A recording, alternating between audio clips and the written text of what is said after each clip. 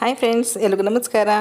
ಕೂದಲು ತುಂಬ ಉದುರುತ್ತಾ ಇದೆ ಅಥವಾ ಚರ್ಮಕಾಂತಿ ಹೊಳಪಿಲ್ಲ ಅಂತ ಅಂದಾಗ ಕೂಡ ನಾವು ದಾಸವಾಳ ಎಲೆ ಅಥವಾ ಹೂವನ್ನು ತುಂಬ ರೀತಿಯಲ್ಲಿ ಉಪಯೋಗಿಸ್ಕೊಳ್ಬೋದು. ತುಂಬ ವಿಧ ರೀತಿಯಲ್ಲಿ ಅಡುಗೆಗಳು ಕೂಡ ಮಾಡಿ ಉಪಯೋಗಿಸ್ಕೊಳ್ಬಹುದು. ನಾನಿಲ್ಲಿ ಬಿಳಿ ದಾಸವಾಳದ ಎಲೆ ಉಪಯೋಗಿಸ್ಕೊಂಡು ದೋಸೆ ಕೂಡ ಮಾಡಿದ್ದೆ.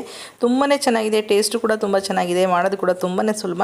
ಅದನ್ನು ಕೂಡ ಮಾಡಿ ನೀವು ಉಪಯೋಗಿಸ್ಕೊಳ್ಬಹುದು. ಬಿಳಿ ದಾಸವಾಳ ಎಲೆ ಇಲ್ಲಿ ಉಪಯೋಗಿಸಿರೋಂಥದ್ದು ನಾನು. ಹಾಗೆ ಈ ದಿನ ತೋರಿಸ್ತಾ ಇರೋದು ಕೆಂಪು ದಾಸವಾಳ ಚಟ್ನಿ ತೋರಿಸ್ತಾ ಇದ್ದೀನಿ. ಕೆಂಪು ದಾಸವಾಳದಲ್ಲಿ ಬಿಳಿ ದಾಸವಾಳ ಹೂದಲ್ಲಿ ಕೂಡ ನೀವು ತಂಬುಳಿ ಮಾಡಬಹುದು, ಚಟ್ನಿ ಕೂಡ ಮಾಡಿ ಉಪಯೋಗಿಸ್ಕೊಳ್ಬೋದು. ಎರಡನ್ನೂ ಚೆನ್ನಾಗಿರುತ್ತೆ ಟೇಸ್ಟ್ ವೈಸು. ಆರೋಗ್ಯ ಕೂಡ ತುಂಬಾ ಒಳ್ಳೆಯದು. ಈ ದಿನ ಚಟ್ನಿ ಮಾಡೋದು ಹೇಗೆ ಅಂತ ನೋಡ್ಕೊಂಡು ಬರೋಣ.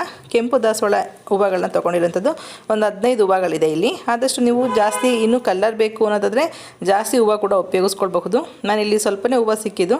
ಇದು ಸ್ವಲ್ಪ ಫ್ರೈ ಮಾಡಿದ ತಕ್ಷಣ ತುಂಬ ಕ್ವಾಂಟಿಟಿ ಕಡಿಮೆ ಆಯಿತು. ಹಾಗೆ ಕಲರ್ ಸ್ವಲ್ಪ ಡಲ್ ಅನಿಸಿದೆ. ನಿಮಗೆ ತುಂಬ ಯಾವುದೇ ಆರ್ಟಿಫಿಷಿಯಲ್ ಕಲರ್ ಬಳಸಲ್ಲ. ನಿಮಗೆ ತುಂಬ ಕೆಂಪು ಕಲರ್ ಚಟ್ನಿ ಬೇಕಂದರೆ ಹೂವನ್ನು ಜಾಸ್ತಿ ಕೂಡ ಉಪಯೋಗಿಸ್ಕೊಳ್ಬಹುದು. ನಾನಿಲ್ಲಿ ಮೊದಲಿಗೆ 1-2 ಟೇಬಲ್ ಸ್ಪೂನಷ್ಟು ಕಡಲೆಕಾಯಿ ಬೀಜನ ಡ್ರೈ ರೋಸ್ಟ್ ಮಾಡ್ಕೊಳ್ತಾ ಇದ್ದೀನಿ. ಸ್ವಲ್ಪ ಚೆನ್ನಾಗಿ ಫ್ರೈ ಮಾಡ್ಕೊಳ್ಳಿ, ಹಸಿ ಇರಬಾರ್ದು.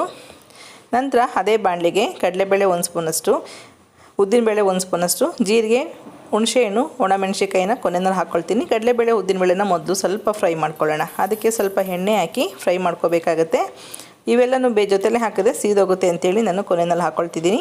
ಒಂದು ಅರ್ಧ ಸ್ಪೂನಷ್ಟು ಎಣ್ಣೆ ಹಾಕಿ ಸ್ವಲ್ಪ ಫ್ರೈ ಮಾಡ್ಕೊಳ್ಳಿ. ಅದು ಸ್ವಲ್ಪ ಬಣ್ಣ ಬದಲಾಗಬೇಕು ಲೈಟಾಗಿ, ಅಷ್ಟು ಫ್ರೈ ಆದರೆ ಸಾಕು.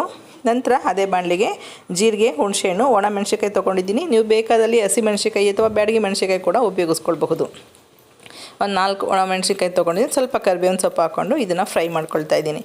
ಲೋ ಫ್ಲೇಮ್ನಲ್ಲೇ ಮಾಡ್ಕೊಳ್ಳಿ ಸಾಕು, ಚೆನ್ನಾಗಿರುತ್ತೆ, ಎಲ್ಲೂ ಸೀದೋಗಬಾರ್ದು. ಅದನ್ನು ಕೂಡ ಕಡಲೆಕಾಯಿ ಬೀಜ ಜೊತೆಗೆ ಹಾಕ್ಕೊಂಡಿದ್ದೀನಿ. ಕೊನೆಯಲ್ಲಿ ಸ್ವಲ್ಪ ದಾಸವಾಳ ಪೆಟಲ್ಸ್ ಎಲ್ಲ ಬಿಡಿಸ್ಕೊಂಡಿದ್ವಲ್ಲ, ದಾಸವಾಳ ಹೂವಿನ ದಳಗಳನ್ನ ಹಾಕ್ಕೊಂಡು ಸ್ವಲ್ಪ ಎಣ್ಣೆ ಅಥವಾ ತುಪ್ಪ ಏನಾದರೂ ಹಾಕ್ಕೊಂಡು ಸ್ವಲ್ಪ ಲೈಟಾಗಿ ಬಾಡಿಸ್ಕೊಳ್ಳಿ. ಆ ಬಿಸಿಗೇ ಬಾಡೋಗುತ್ತೆ ಹೂವು. ಇದನ್ನು ಕೂಡ ಬಾಡಿಸ್ಕೊಂಡು ಆ ಕಡಲೆಕಾಯಿ ಬೀಜದ ಮಿಶ್ರಣ ಐತಲ್ಲ ಅದಕ್ಕೆ ಹಾಕ್ಕೊಳ್ಳೋಣ. ನಾವು ಜೊತೆಯಲ್ಲೇ ಹುರಿಯೋದಕ್ಕಾಗಲ್ಲ, ಇದು ಸ್ವಲ್ಪ ನೀರು ಬಿಟ್ಕೊಂಡು ಮೆತ್ತಗಾಗುತ್ತೆ. ಹಾಗಾಗಿ ಕೊನೆಯಲ್ಲಿ ಹುರ್ಕೊಂಡಿದ್ದೀನಿ ಅದನ್ನು. ಈಗ ಇದ್ರ ಜೊತೆಗೇ 1 ಟೇಬಲ್ ಸ್ಪೂನಷ್ಟು ಬಿಳಿ ಎಳ್ಳನ್ನ ಫ್ರೈ ಮಾಡಿ ಅದನ್ನು ಕೂಡ ಹಾಕ್ಕೊಳ್ತಾ ಇದ್ದೀನಿ. ಇಷ್ಟು ಚಟ್ನಿಗೆ ಬೇಕಾಗಿದ್ದಂಥ ಸಾಮಗ್ರಿಗಳು. ಇದೆಲ್ಲ ಸ್ವಲ್ಪ ತಣ್ಣಗಾದ ನಂತರ ಮಿಕ್ಸಿ ಜಾರ್ಗೆ ಹಾಕ್ಕೊಳ್ಳೋಣ. ಟೇಸ್ಟ್ ಮಾತ್ರ ತುಂಬಾ ಚೆನ್ನಾಗಿದೆ. ಯಾವುದೇ ರೀತಿ ಹೂವು ಹಾಕಿದ್ದೀವಿ ಅಥವಾ ಟೇಸ್ಟ್ ಹೇಗಿದೆಯೋ ಅಂತ ಡೌಟೇ ಬೇಡ, ತುಂಬಾ ಚೆನ್ನಾಗಿದೆ. ಟೇಸ್ಟಿಯಾಗಿ ಮಾಡಿ ಮಕ್ಕಳಿಗೆಲ್ಲ ಕೊಡಬಹುದು. ಇದನ್ನೆಲ್ಲ ಮಿಕ್ಸಿಗೆ ಹಾಕಿದಾಗ ಒಂದು ಸ್ವಲ್ಪ ಹಸಿ ಬೆಳ್ಳುಳ್ಳಿನ ಫ್ರೈ ಮಾಡಿಲ್ಲ, ಒಂದು 5 ಇಲಕು ಬೆಳ್ಳುಳ್ಳಿ, ರುಚಿಗೆ ತಕ್ಕಷ್ಟು ಉಪ್ಪನ್ನ ಹಾಕ್ಕೊಂಡು ತರಿಯಾಗಿ ಮೊದಲು ಪೌಡ್ರ್ ಮಾಡ್ಕೊಂಡಿದ್ದೀನಿ. ನಂತರ ಕುಡಿಯೋಂಥ ನೀರು ಹಾಕ್ಕೊಂಡು ಚಟ್ನಿನ ಹದವಾಗಿ ರುಬ್ಕೊಳ್ಳಿ. ನಂತರ ಬೆಲ್ಲ ಹಾಕ್ಕೊಳ್ತಿದ್ದೀನಿ, ಒಂದು ಅರ್ಧ ಸ್ಪೂನಷ್ಟು. ತುಂಬಾ ಬೆಲ್ಲ ಹಾಕೋದು ಬೇಡ, ಸ್ವಲ್ಪ ಲೈಟಾಗಿ ಹಾಕಿ. ಹುಳಿ, ಉಪ್ಪು, ಖಾರ, ಸಿಹಿ ಎಲ್ಲ ಸೇರಿದಾಗ ಅದರ ಟೇಸ್ಟ್ ತುಂಬಾ ಅದ್ಭುತವಾಗಿರುತ್ತೆ. ರಿಯಲಿ ಎಷ್ಟು ಚೆನ್ನಾಗಿದೆ ಅಂದರೆ ನೀವು ಇದನ್ನು ಯಾವುದನ್ನ ಈವ್ನಿಂಗ್ ಸ್ನ್ಯಾಕ್ಸ್ ಮಾಡಿದಾಗ ಅದ್ರ ಜೊತೆ ಕೂಡ ನೀವು ಉಪಯೋಗಿಸ್ಕೊಳ್ಬಹುದು. ಇಡ್ಲಿ, ದೋಸೆ ಯಾವುದಕ್ಕೆ ಬೇಕಾದ್ರೂ ವೈಟ್ ರೈಸು ಕೂಡ ತುಂಬಾ ಚೆನ್ನಾಗಿರುತ್ತೆ, ಮಾಡ್ಕೊಳ್ಬಹುದು. ಆ ಚಟ್ನಿಗೆ ಒಂದು ಸಿಂಪಲಾಗಿ ಒಗ್ಗರಣೆ ಮಾಡ್ಕೊಳ್ಳೋಣ. ನಾನಿಲ್ಲಿ ತೆಂಗಿನಕಾಯಿ ಎಣ್ಣೆ ಉಪಯೋಗಿಸ್ಕೊಂಡಿದ್ದೀನಿ, ಕೊಬ್ಬರಿ ಎಣ್ಣೆನ. ಅದಕ್ಕೆ ಸ್ವಲ್ಪ ಸಾಸಿವೆ, ಒಂದು ಸ್ವಲ್ಪ ಕರಿಬೇವಿನ ಸೊಪ್ಪು ಹಾಕ್ಕೊಂಡು ಫ್ರೈ ಮಾಡ್ಕೊಳ್ತಿದ್ದೀನಿ. ಕೊಬ್ಬರಿ ಎಣ್ಣೆ ಅಂತೂ ತುಂಬಾ ಚೆನ್ನಾಗಿರುತ್ತೆ ಟೇಸ್ಟು. ಯಾವುದೇ ಚಟ್ನಿಗಳಿಗಾದ್ರೂ ಬಳಸಬಹುದು. ಥೈರಾಯ್ಡ್ಗೆಲ್ಲ ತುಂಬಾ ಒಳ್ಳೆಯದು ಕೊಬ್ಬರಿ ಎಣ್ಣೆ.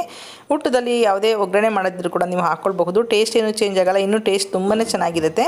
ಹೇಗಿರುತ್ತೋ ಕೊಬ್ಬರಿ ಎಣ್ಣೆ ಹಾಕಿದ್ರೆ ಅನ್ನೋ ಟೆನ್ಷನ್ ಏನು ಬೇಡ. ನೋಡೋದ್ರಲ್ಲ, ಕೆಂಪು ದಾಸವಾಳ ಹೂವಿನ ಚಟ್ನಿ ಎಷ್ಟು ಬೇಗ ರೆಡಿ ಆಯ್ತು ಅಂತೇಳಿ. ತುಂಬಾ ಒಳ್ಳೆಯದು ಫ್ರೆಂಡ್ಸ್, ಒಂದು ಸಲ ಮಾಡಿ ನೋಡಿ. ನಿಮಗೂ ಈ ವಿಡಿಯೋ ಇಷ್ಟ ಆಯ್ತು ಅಂತ ಅಂದ್ಕೊಳ್ತೀನಿ. ನನ್ನ ಚಾನಲ್ಗೆ ಹೊಸಬ್ರಾಗಿ ಸಬ್ಸ್ಕ್ರೈಬ್ ಮಾಡ್ಕೊಳ್ಳೋದು ಮರಿಬೇಡಿ. ಹಾಗೆ ವಿಡಿಯೋನ ಎಲ್ರಿಗೂ ಶೇರ್ ಮಾಡಿ. Okay, bye, thank you.